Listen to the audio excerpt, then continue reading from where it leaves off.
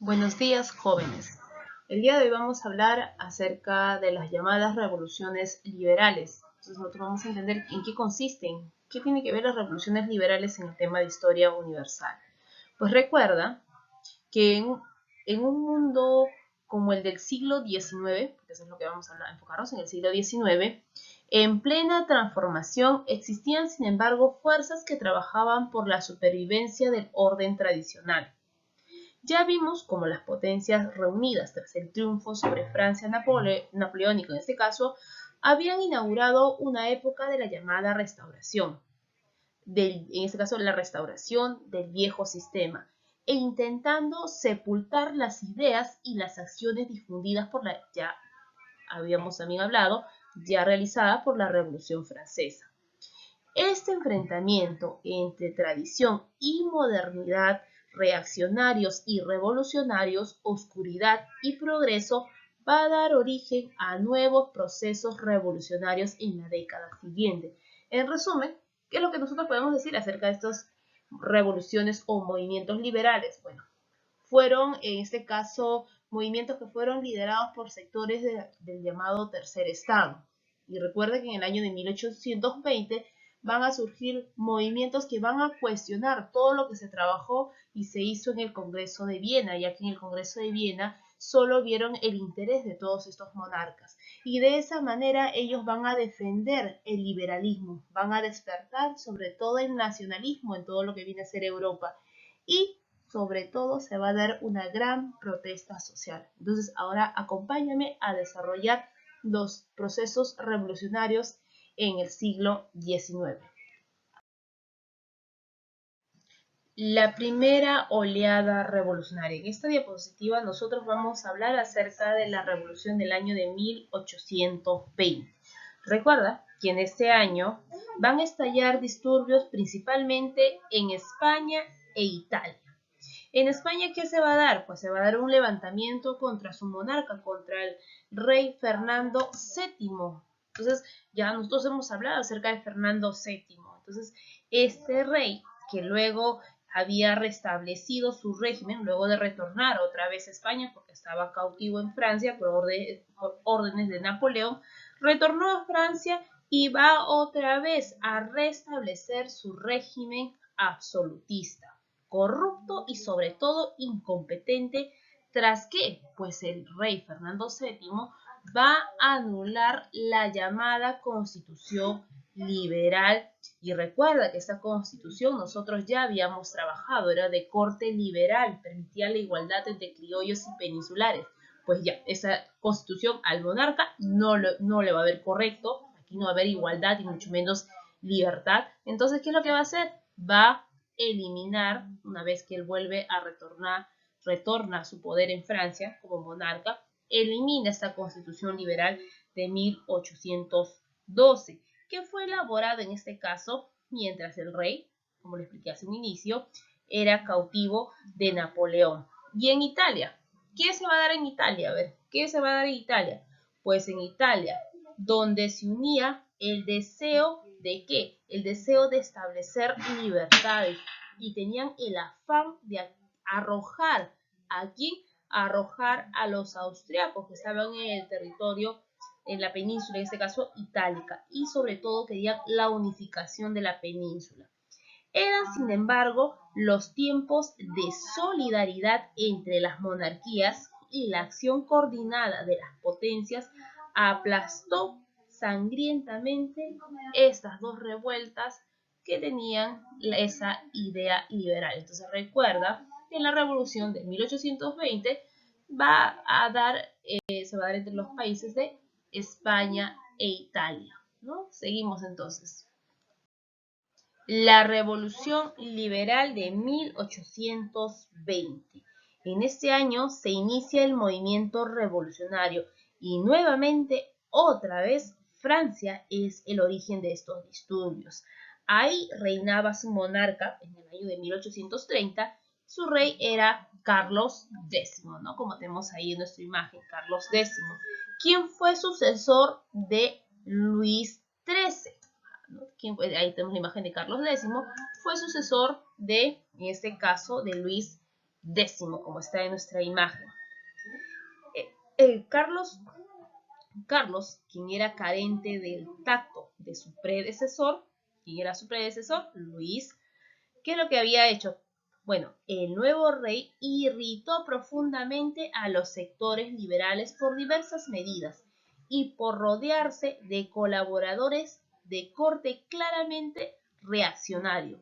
La gota que derramó el vaso fue su reacción ante el resultado de las elecciones parlamentarias en el año de 1830, claramente favorable a la oposición. El rey emitió entonces las ordenanzas de julio. Entonces, ¿quién va a emitir las ordenanzas de julio?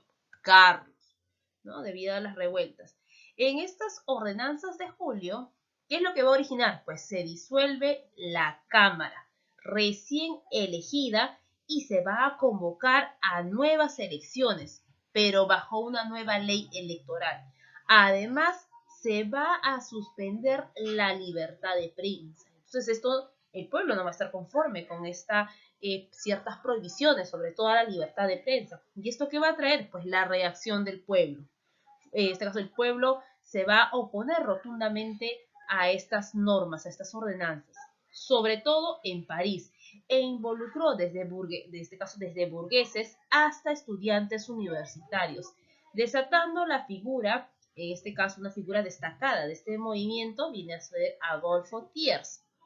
El resultado fue asimismo contundente. Tras las 3 jornadas gloriosas del 27, 28 y 29 de julio, los revolucionarios tomaron el control de la capital, ofreciendo la corona al duque de Orleans, Luis Felipe, conocido por sus opiniones liberales. Tras jurar fidelidad, el régimen constitucional fue proclamado para Luis Felipe, rey de los franceses. ¿Y qué es lo que va a hacer Carlos X? Pues Carlos X va a huir, ¿no? Entonces aquí el pueblo va a apoyar la idea de Luis Felipe porque era un rey liberal. Entonces aquí el rey, Carlos X, lo único que le queda es escapar. Entonces Carlos X va a escapar a Inglaterra. Ahora, ¿qué va a pasar? ¿Cómo va a ser el gobierno de Luis Felipe? Pues ahora lo vamos a conocer. La victoria de Luis Felipe, que significaba además el triunfo de la burguesía, que volvía así al poder tras la restauración aristocrática, fue la señal que esperaban las restantes naciones descontentas del continente. A continuación van a estallar también diferentes disturbios, ya no va a ser solo Francia el foco, sino en otros países, como una de ellas tenemos en Bélgica, que había sido integrada al reino de los Países Bajos. Los belgas proclamaron su independencia. En Italia, con el objetivo ya conocido de abolir el absolutismo y expulsar a los extranjeros, sin embargo, la falta de apoyo exterior condenó a un fracaso el movimiento. Entonces, en Italia fue un fracaso. Y en Polonia, que se proclamó desligada de la soberanía del zar de Rusia, huérfanos de ayuda exterior, igual que los italianos, también fracasó. Entonces aquí vemos que luego de que Francia inicie su cambio, su revolución, los demás países también quieren copiar e imitar esa idea, pero debido a que no cuentan con apoyo, pues esas revoluciones van a ser eliminadas. La revolución de 1840, casi 2 décadas después de la oleada anterior, hablamos de la revolución de 1830, la Europa de la Restauración fue sacudida nuevamente por serios desórdenes, esta vez de mayor amplitud. La coyuntura era diferente, pues a los reclamos políticos se sumaba, sobre todo, el descontento por la difícil situación económica y la difusión de la industrialización había contribuido a crear un proletario urbano con experiencias distintas, a menudo más radicales que en este caso, de las que eran los burgueses. Nuevamente, el foco revolucionario fue Francia. Allí, la monarquía, recuerden, de Luis Felipe, el que este caso, el rey que va a reemplazar a Carlos, se había ido tornando cada vez más conservadora, y autoritarias. Mira, recuerda que en principio Luis Felipe era liberal. Se transformó ahora para los años de 1848, ya era de corte más conservador y sobre todo autoritario. A medida que crecía el malestar de las clases populares, porque si llegó él al trono fue por ayuda de las clases populares, sin apoyo de las masas, rechazaba tanto por la extrema derecha monárquica, fiel a los Borbones, como por la izquierda, que era en este caso la republicana, desprestigiado por revelaciones de corrupción y atacado por las campañas de los banquetes, es un movimiento desarrollado por los opositores para difundir las críticas del régimen y que el rey intentó censurar, dando así un pretexto para el estallido de la revolución. Luis Felipe, como es, ¿no? Acá tenemos la imagen de, en este caso, el pueblo. Va a estar en contra del gobierno ¿de quién? De Luis Felipe. Entonces, ¿aquí qué va a hacer Luis Felipe? Luis Felipe cayó en febrero de 1848. A la monarquía burguesa orleanista le sucedió entonces una segunda república francesa, en cuyo nacimiento las masas urbanas van a desempeñar un papel fundamental y fue dotado del llamado sufragio universal. Formaron parte de un nuevo gobierno y algunas de las personalidades de inspiración socialista. Entonces, en este caso, luego de que Luis Felipe abandona el cargo, se va a crear la Constitución de 1848, ¿cierto? Los sucesores, en este caso en París, fueron otra vez un estímulo para el resto de Europa. Por ejemplo, tenemos Austria, porque otros países se van a imitar lo que hizo Francia. Tenemos a Austria, uno de ellos es el odiado canciller Metternich, que dirigía la política desde los tiempos napoleónicos, fue forzado a dimitir, ¿no? Renunciar.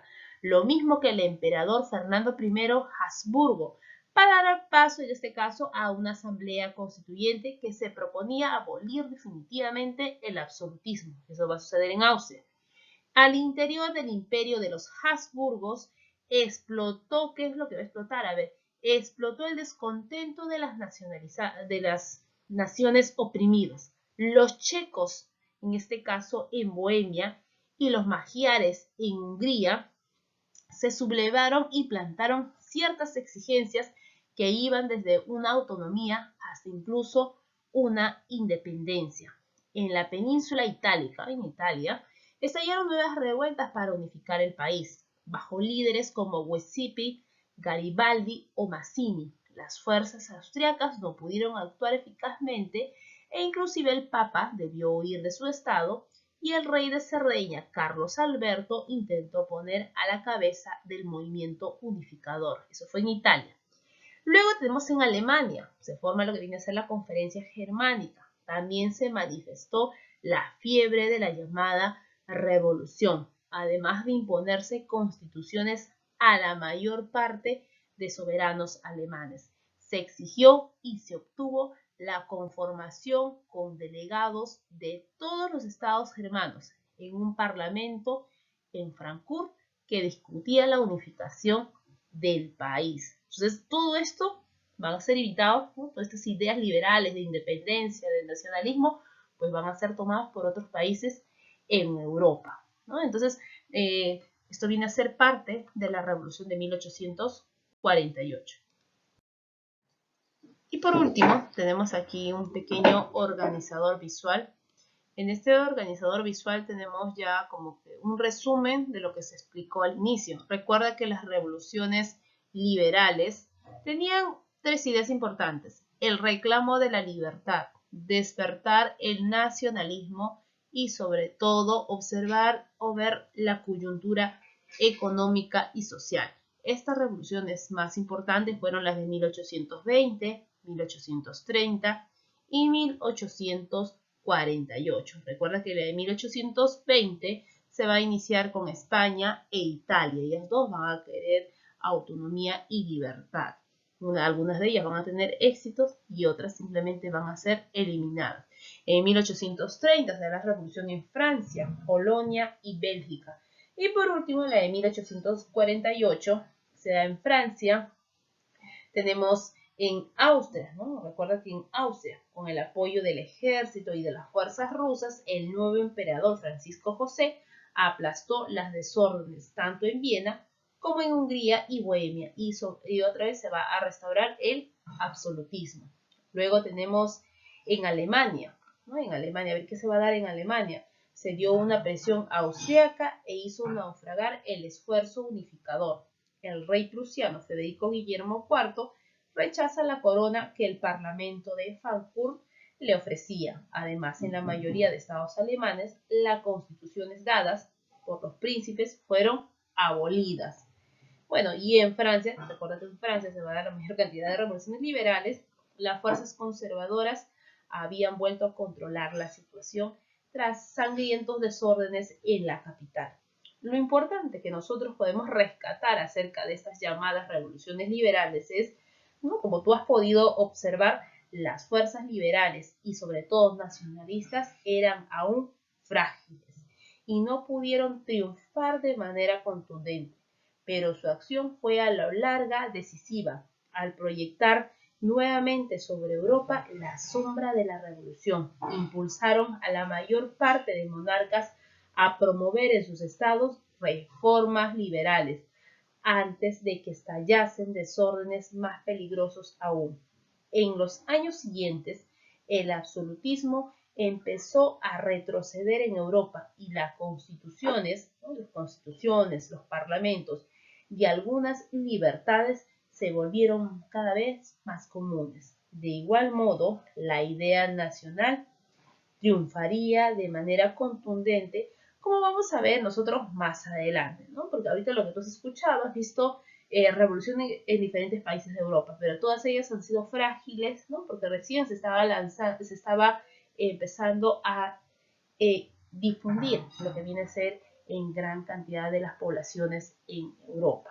Pero ya tú, en el transcurso de cómo vamos a ir trabajando en la clase, vas a poder darte cuenta que estas revoluciones poco a poco van a ser más contundentes, van a tener una gran cantidad de personas que van a apoyar estas ideas. Pero eso va a ser a futuro todavía.